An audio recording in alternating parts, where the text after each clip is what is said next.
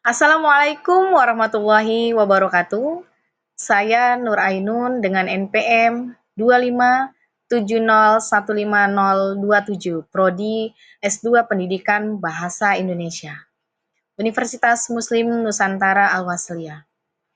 Kali ini saya akan memaparkan Kongres Bahasa Indonesia kedua di Medan yang pernah dilaksanakan pada tahun 1954 sebagai tugas sejarah perkembangan bahasa Indonesia oleh dosen pengampu Ibu Dr. Anda Hajar Rosmawati Harahap, MPD, PhD. Kongres Bahasa Indonesia kedua di Medan pada tahun 1954. Kongres Bahasa Indonesia kedua diselenggarakan pada 28 Oktober sampai 2 November 1954 di Medan.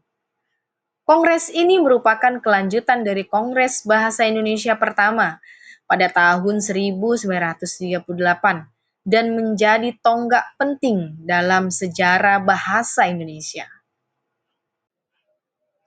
Latar belakang dan kebutuhan mendesak. Memperkuat fungsi bahasa persatuan. Meningkatkan peran bahasa Indonesia sebagai perekat bangsa yang baru merdeka. Membina bahasa negara, mengembangkan bahasa Indonesia sebagai bahasa resmi dalam pemerintahan dan administrasi. Kemudian memajukan bahasa pendidikan dan ilmu pengetahuan. Menjadikan bahasa Indonesia sebagai media untuk pendidikan dan perkembangan ilmu. Adapun tujuan utama Kongres yang pertama, pembinaan dan pengembangan bahasa. Merumuskan langkah konkret untuk membina dan mengembangkan bahasa Indonesia. Yang kedua, penguatan kedudukan bahasa. Mengukuhkan posisi bahasa Indonesia sebagai bahasa nasional dan negara. Yang ketiga, pedoman pembakuan awal, yaitu menyusun dasar-dasar pembakuan ejaan, tata bahasa, dan peristilahan. Yang keempat, mendorong penelitian dan pendidikan, yaitu meningkatkan riset dan pengajaran bahasa Indonesia di berbagai tingkatan.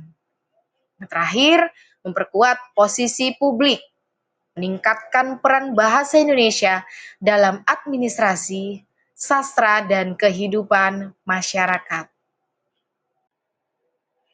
Ejaan dan tata bahasa. Pembakuan ejaan. Kongres menekankan perlunya penyederhanaan dan penyeragaman ejaan bahasa Indonesia. Diskusi ini menjadi dasar penting yang kemudian melahirkan ejaan bahasa Indonesia yang disempurnakan atau IYD pada tahun 1972. Tata bahasa dan peristilahan. Disepakati urgensi penyusunan tata bahasa baku untuk bahasa Indonesia.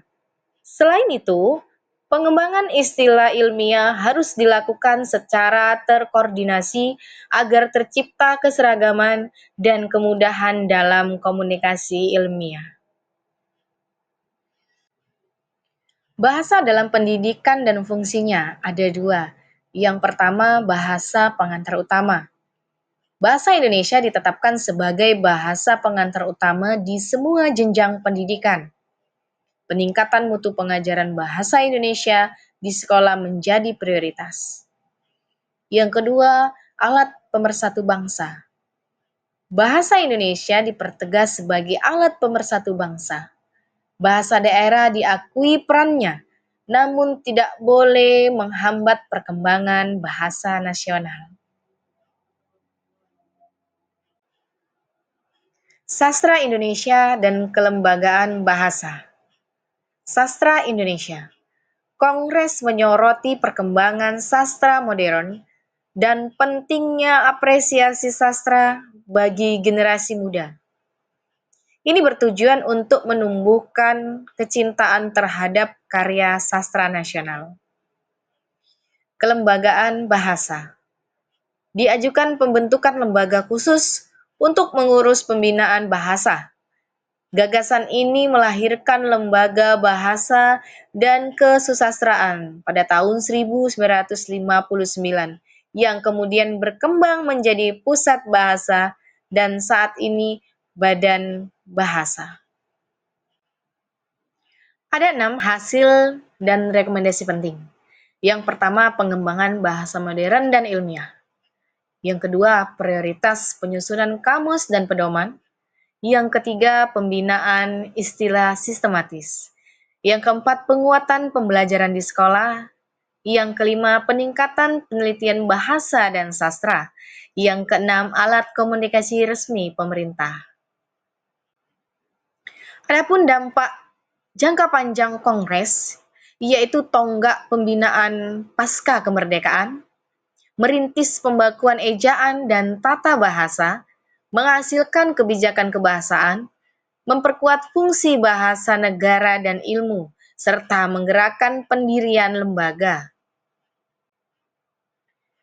Warisan Kongres Bahasa Indonesia Kedua, yaitu Kongres Bahasa Indonesia Kedua di Medan, adalah peristiwa krusial yang membentuk arah perkembangan bahasa Indonesia modern. Keputusan-keputusan tidak hanya bersifat teknis, tetapi juga visioner, meletakkan dasar bagi bahasa Indonesia untuk menjadi bahasa yang kuat dan berdaya saing di kancah nasional maupun internasional.